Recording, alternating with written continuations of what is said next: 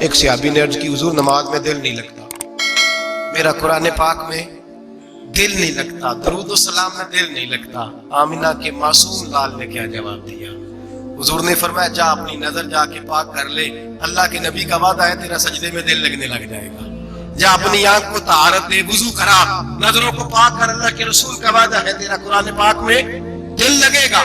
جا جا کے اپنی نظر کو پاک کر، وعدہ ہے تیری زبان پہ درود و سلام جاری ہو جائے گا، اللہ کا ذکر جاری ہو جائے گا۔ میرے بھائیوں، عورت کا پردہ، عورت کا حجاب دین میں اسی طرح فرض ہے جس طرح نماز فرض ہے، جس طرح روزہ فرض ہے، جس طرح زکوٰۃ فرض ہے، اسی طرح عورت کا پردہ بھی فرض ہے۔ اگر کسی گھر میں عورت پردہ نہیں کرتی، اس گھر کے مکین سارے اللہ کے حضور جواب دے ہیں۔ میرے حبیب کریم علیہ السلام نے جس عورت کو پسند کیا، جس عورت کی تعریف کی، جس عورت کی بابت میرے نبی نے ارشاد فرمایا، وہ بڑے خوبصورت لفظ ہیں، صاحب احکام القرآن نے لکھے ہیں۔ میرے حبیب پاک نے صحابہ کی محفل سجائی، مجمع کھچا کھچ مسجد بھر گئی۔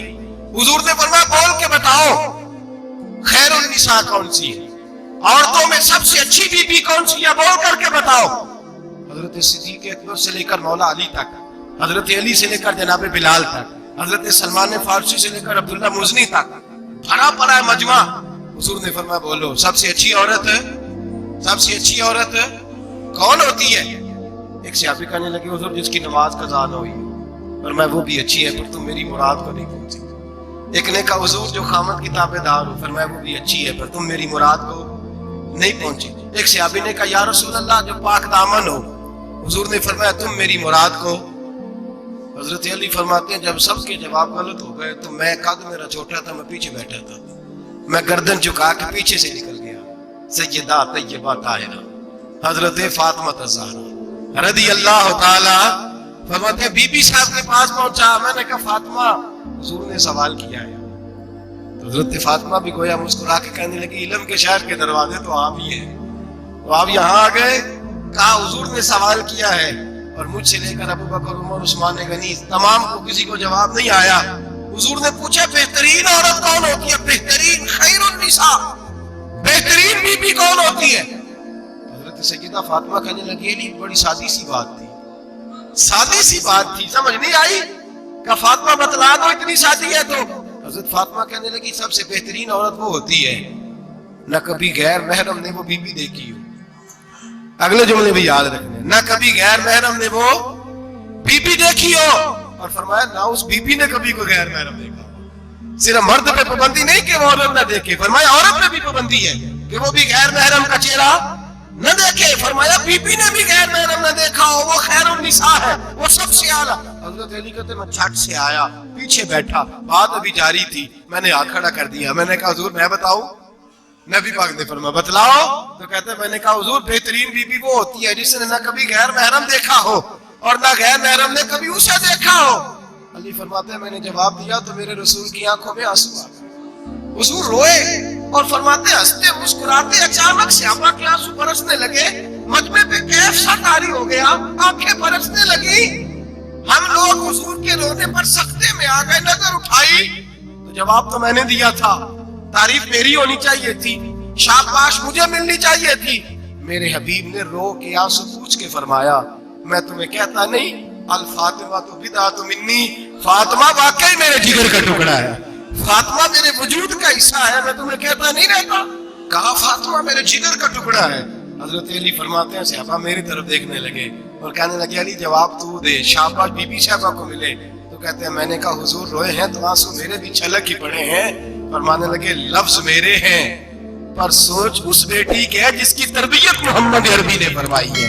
فرمایا جملے میرے ہیں، ناقل میں ہوں، بات میں بیان کر رہا ہوں، لیکن پیچھے سوچ اس نور والی بیٹی کی ہے جس کو اپنے گھر کے اندر رہ کے آنگن میں رکھ کے رسول پاک نے پرورش فرمائی۔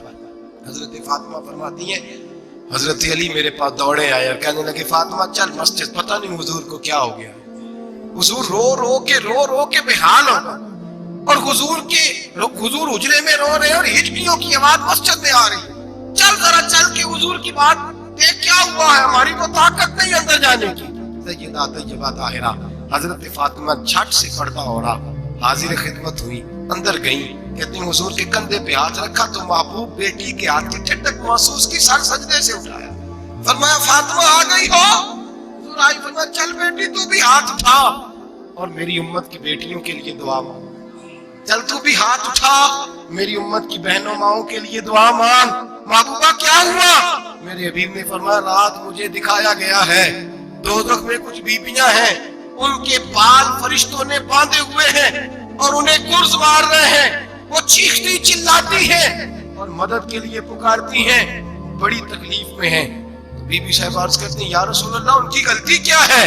تو میرے نبی نے فرمایا وہ باریک دوپٹہ اوڑھتی تھی، وہ باریک دوپٹہ اوڑھتی تھی، ان کے بال چمکتے تھے، غیر محرموں کی نظر پڑتی تھی، انہیں دوزخ میں سزا ملے گی، وہ چلائیں گی چیخیں گی، ان کی مدد کو کوئی نہیں پہنچے گا، چل تو ہاتھ اٹھا دعا مانگ۔ حضرت فاطمہ امت کو پیغام دیتی ہیں پردہ اوڑھ دو، حجاب میں آ جاؤ، اپنے آپ کو رسول اللہ کی بارگاہ میں جھکا دو۔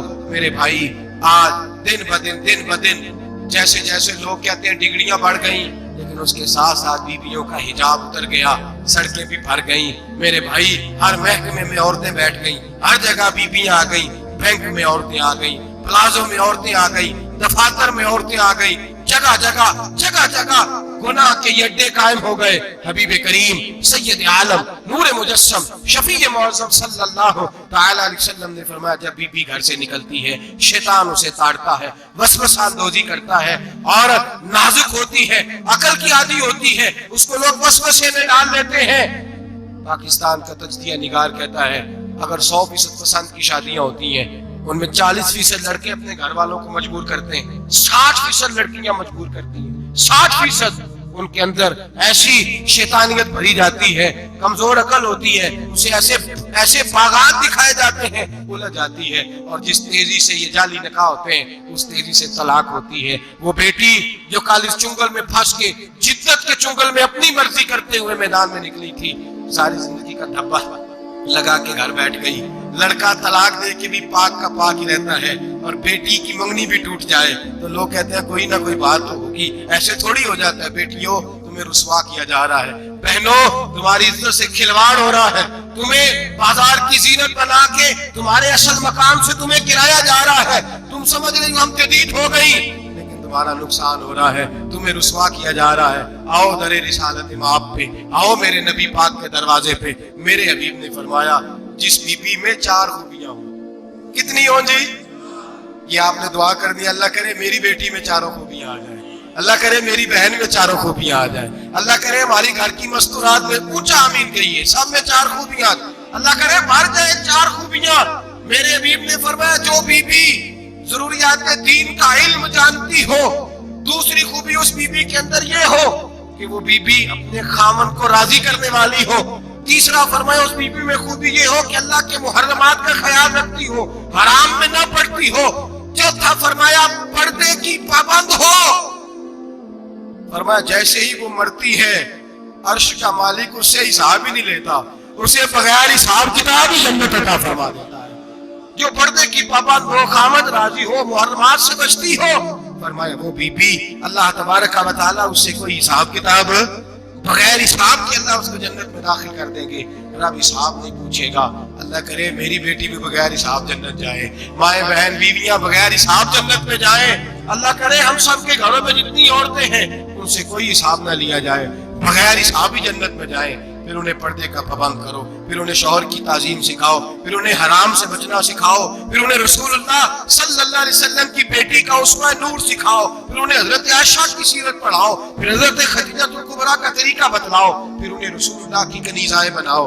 اللہ کرے ہم یہاں سے جمعہ پڑھ کے جائیں تو ہمارے ہاتھ میں ایک برقع بھی ہو، ہمارے ہاتھ کے اندر جو ہے وہ ایک بڑی چادر بھی ہو، اماں کو کہے اماں یہ چادر رکھ، اس سے نقاب اوڑھ کے نکلنا۔ اللہ کرے چودھری صاحب سرپنچ صاحب کی پنچایت میں کوئی ایسا مقدمہ بھی آئے جو آگے کہے میں بیوی نہیں رکھ سکتا، یہ پردہ نہیں کرتی، یہ کہیں مجھے بھی عذاب میں مبتلا نہ کرے۔ اللہ کرے شوہر اس طرح کا غیرت مند بنے، وہ کہے خبردار خبردار، اگر تو دروازے سے نکلی اعلیٰ حضرت امام اہل سنت مجدد دین و ملت میرے اعلیٰ حضرت سے کسی نے پوچھا تھا کہ حضرت جی بی بی نعت پڑھ سکتی ہے؟